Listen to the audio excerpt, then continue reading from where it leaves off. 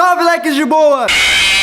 Você provavelmente já conhece o jogo Five Nights at Freddy's, mas será que você sabe a história por trás do jogo? Mais que isso, será que você sabia que esse jogo pode ter sido baseado em fatos reais? O vídeo de hoje trata de uma teoria sobre a história de Five Nights at Freddy's, uma teoria elaborada pelo canal The Game Theorists, um canal americano que trata de teorias sobre jogos de videogame. Todos os créditos acerca da teoria deste vídeo são do canal The Game Theorists. Vamos à teoria. Five Nights at Freddy's é um jogo que coloca o jogador na pele de um segurança de uma pizzaria com bonecos eletrônicos temáticos que tocam e cantam para o entretenimento do seu público. Existem 4 robôs que são a atração principal do local. São eles Freddy, Chica, Bonnie e Foxy. Por questões de manutenção dos robôs, os donos do estabelecimento deixam eles vagando pela pizzaria durante a noite. E o segurança do estabelecimento que vigia as câmeras de segurança deve tomar cuidado para que esses mesmos robôs não entrem na sua sala e o matem. A história real do jogo é contada através de recortes de jornais nas paredes que tratam de acontecimentos do mundo de Five Nights at Freddy's. E partes da história também são contadas através de gravações que o jogador ouve que foram deixadas pelo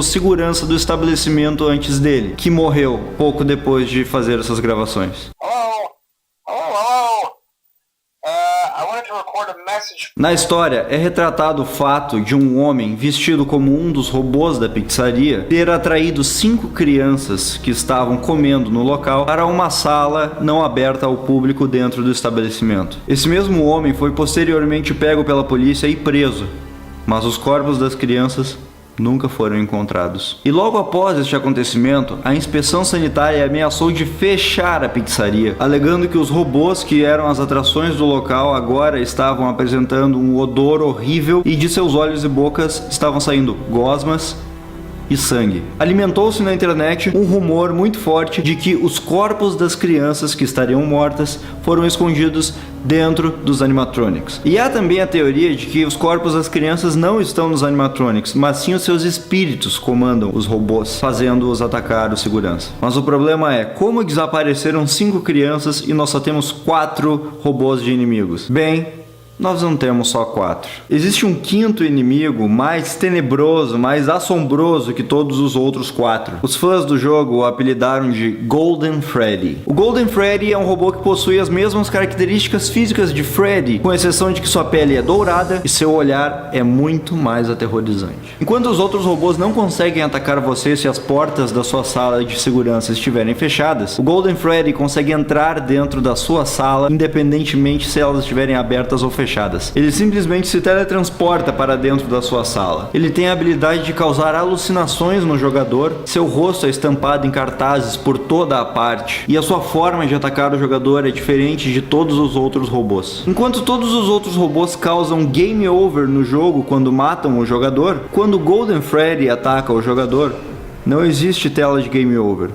O jogo simplesmente fecha, como se houvesse acontecido um erro no computador do jogador. E todas essas coisas nos levam a uma série de perguntas. Quem é o seu personagem? Por que os robôs querem matar o seu personagem se ele é apenas um segurança que está começando o seu trabalho? E a pergunta mais importante, por que ele continua trabalhando no local, mesmo sendo assombrado pelos animatronics? Por que ele fica 5 dias trabalhando no mesmo lugar aterrorizante? Na tentativa de explicar essa história, temos que cavar outra história, dessa vez na vida real. Em dezembro de 1993, na cidade de Aurora, no estado do Colorado, havia um restaurante Chuck E. Cheese. Chuck E. Cheese é uma franquia de pizzaria nos Estados Unidos muito famosa, justamente por conter as mesmas atrações que há em Five Nights at Freddy's. Chuck E. Cheese apresenta robôs em forma de animais que ficam dançando, cantando e tocando músicas enquanto as pessoas comem suas pizzas. E em 1993, às 10 da noite, havia recém acabado uma festa de aniversário de família no Chuck E. Cheese daquela cidade de Aurora. Após a festa de aniversário, quando todos os clientes haviam ido embora, 5 funcionários da pizzaria permaneceram no local para fechá-lo. São eles a gerente da pizzaria, Marge Colbert, que estava no seu escritório, os adolescentes Colleen O'Connor, Benjamin Grant e Sylvia Crowell, que estavam na área onde fica o palco dos robôs, e Bobby Stevens, que estava na cozinha. Os 5 limpavam o local depois da festa para poder fechá-lo, apagar as luzes e irem embora para suas casas. Porém, o que eles não sabiam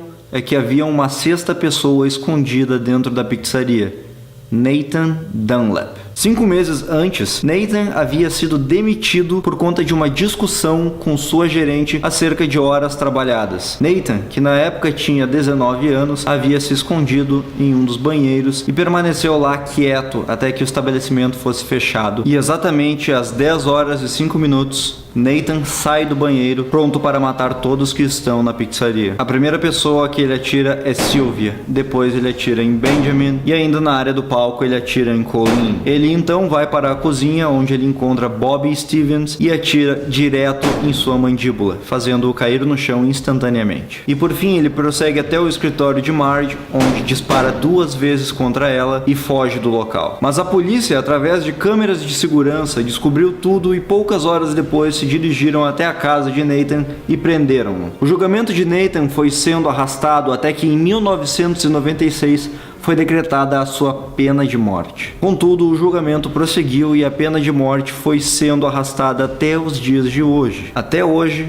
Nathan permanece vivo, esperando a sua sentença. E isso provocou uma reflexão nas pessoas dos Estados Unidos, que se perguntavam se ele conseguia dormir de noite, pensando que a sua sentença de morte estava próxima. Essa, meus amigos, é uma história real, aconteceu de verdade em 1993. E quando nós pegamos a história de Five Nights at Freddy's e a comparamos com essa história real que aconteceu, nota-se uma série de semelhança entre as duas histórias. A primeira delas e mais lógica é o fato de estar claro que a Freddy Fazbear Pizzeria, onde acontece o jogo Five Nights at Freddy's, é uma clara alusão à franquia Chuck E. Cheese. Isso pode ser comprovado tanto pelos robôs que são a atração do local, quanto pelo fato de servirem pizza e também pelos seus nomes, que são parecidos de certa forma. Quanto ao ano em que acontece Five Nights at Freddy's, não fica explícito o ano exato em que o jogo acontece, mas nós podemos obter algumas dicas disso ao longo do jogo. A primeira delas é o fato de a franquia Chuck E. Cheese, a da vida real, ter tido seu ápice nos anos 80, em que era tudo uma novidade e que seus jogos arcade estavam em alta. Com a chegada dos videogames de casa, os arcades entraram em declínio e o Chuck E. Cheese entrou em declínio também. A pizzaria Freddy Fazbear do jogo Five Nights at Freddy's está passando por momentos de dificuldade em que o seu público está ficando cada vez menor e que ela está quase fechando. Então, com essa informação é seguro estipular uma data em torno de final dos anos 80 e início dos anos 90. Mas a melhor prova de todas é o cheque que você recebe ao completar as 5 noites. No final do jogo, o jogador é presenteado com um cheque de $120. $120 dividido pelas 5 noites dá um total de $4 por hora, que é um valor que hoje em dia estaria abaixo do salário mínimo nacional estipulado nos Estados Unidos. Mas vamos considerar outros anos. Em 1990, o salário mínimo nos Estados Unidos era de $3,80. Em 1991, o salário mínimo aumentou para $4,25. E em 95 estava estipulado em $5 por hora. Por essa lógica, poderíamos dizer que o jogo se passa em 1990, mas temos que incluir nesse valor as taxas, os impostos que os americanos pagam. Portanto, pode-se dizer que nesse escopo do salário mínimo, o jogo Five Nights at Freddy's se passa entre 1991 e 1995. E um detalhe: o assassinato ocorrido na Chuck E. Cheese mencionado anteriormente aconteceu em 1993. Mas as coincidências entre as duas histórias não param por aí. Há 5 vítimas crianças no jogo, e no assassinato que aconteceu em 1993 também haviam 5 vítimas. E embora o jogo não deixe claro se as 5 crianças realmente morreram ou estão apenas desaparecidas, a ligação delas com os animatronics fica cada vez mais clara conforme eles vão agindo no jogo. Bonnie e Chica, por exemplo, emitem sons de pessoas sofrendo, lutando para permanecerem vivas. E quando alguns animatronics se movem, é possível ouvir uma risada que remete à risada de uma criança, às vezes em seu tom normal e às vezes desacelerada. Isso trata do destino das crianças do jogo com relação aos animatronics, mas o que eles teriam a ver com as pessoas que foram mortas em 1993? E outra pergunta: se existem 5 vítimas, por que uma delas é especial? Em outras palavras, por que existe o Golden Freddy? E é justamente a partir da explicação do Golden Freddy que começa a ser estabelecida a ligação entre as crianças do jogo e as vítimas de 93. O Golden Freddy é um inimigo que aparece quando o jogador menos espera, e isso é uma característica que lembra muito uma das vítimas daquele incidente. Durante o ataque de Nathan Dunlap, todas as suas vítimas foram mortas a tiros, com exceção de uma.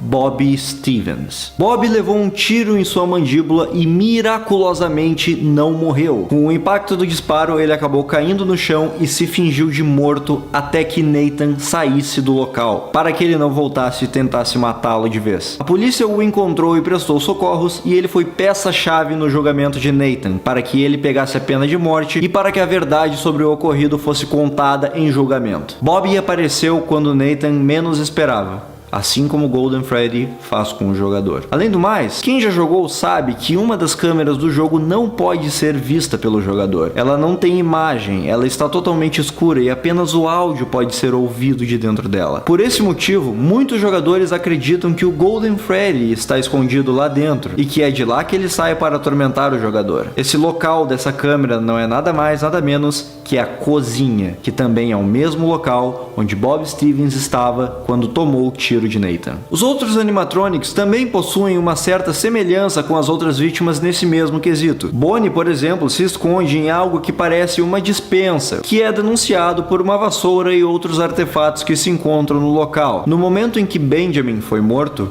ele estava passando aspirador de pó no chão. Já o robô Foxy permanece o tempo todo escondido atrás das cortinas, o que lembra bastante o caso de Marge, que estava escondida em seu escritório durante o ataque. A robô Chica passa na frente do banheiro para atacar o jogador. Curiosamente, Sylvia, no momento do ataque, estava próxima ao banheiro. Já a relação de Fred e Colleen não é tão explícita quanto as outras, mas é curioso o fato de Fred, que é um robô presumidamente masculino, usar como esconderijo o banheiro feminino. Talvez isso seja para remeter ao fato de Colleen ser uma menina. Mas talvez Fred não referencie a Colleen e sim a Nathan, pois Fred estava escondido no banheiro da mesma forma que Nathan havia se escondido no banheiro em 93. Aliás, a semelhança entre Fred e Nathan não para por aí. Quando Fred está escondido na cozinha e também quando a energia da pizzaria acaba e ele está prestes a matar o jogador ouve um jingle, uma musiquinha que Fred toca antes de matar sua vítima. E nesse momento, o jogador tem chances de ficar mais tempo vivo contra o robô se ele não fizer nada enquanto a música está sendo tocada, deixar o jogo completamente parado, em outras palavras,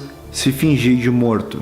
Assim como Bobby fez. O jogador estará enganando Freddy, se fingindo de morto, assim como Bobby fez naquele incidente. Por essas e outras, é inegável que o jogo e o acontecimento de 1993 possuem não necessariamente ligações, porque não há como nós comprovarmos elas até que o criador do jogo se pronuncie, mas as semelhanças estão aí e são inegáveis. No final das contas, a teoria do canal The Game Theorists é a seguinte: você, jogador, que está controlando a segurança da Freddy Fazbear's Pizzaria, é o assassino das 5 crianças. Você é a representação de Nathan Dunlap no jogo Five Nights at Freddy's, um ex-funcionário que quer buscar vingança contra aqueles que o demitiram. No dia 7, que é um dia extra que os jogadores podem jogar, aumentando a dificuldade dos animatronics, o jogador é demitido. E os motivos são falta de profissionalismo, mexer com os robôs e odor. Mexer com os robôs pode ser interpretado tanto quanto você vestir uma roupa de robô e ludibriar as crianças para a sala, ou pode ser também pelo fato de você ter escondido os corpos delas dentro dos animatronics, o que provocaria justamente o odor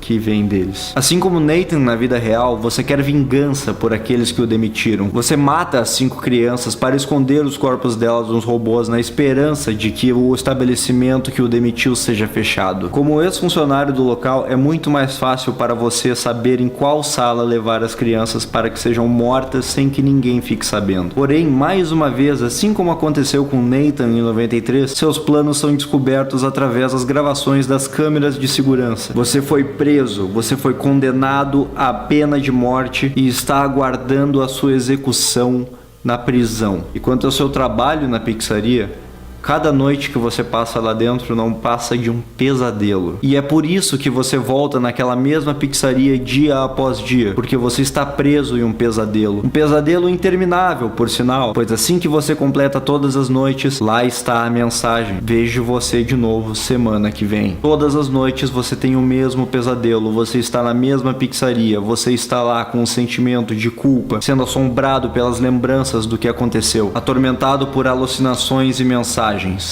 que aparecem na tela dizendo it's me, sou eu, Isso porque é você, o assassino, é você. Você matou aquelas crianças. E agora aquelas mesmas crianças perseguem você nos seus pesadelos. E é por isso que o seu trabalho é da meia-noite até às 6 da manhã. Porque você está em um pesadelo. Você está dormindo durante a noite. Essa é a teoria macabra por trás de Five Nights at Freddy's. Mas ei, como diz o canal The Game Theorists, that is just a theory. Reforçando, a teoria e todos os créditos dela são do canal The Game Theorist. Eu fiz aqui nesse vídeo uma tradução resumida dela para o português. Espero que tenham gostado. Cliquem aqui para ver a nossa gameplay do jogo Five Nights at Freddy's, que saiu há alguns meses e inclusive me provocou uma certa lesão corporal. Muito obrigado por terem assistido. Por favor, peço que se inscreva no canal se não for inscrito. Curta a nossa página no Facebook, nos siga no Twitter. Um abraço e bons sonhos.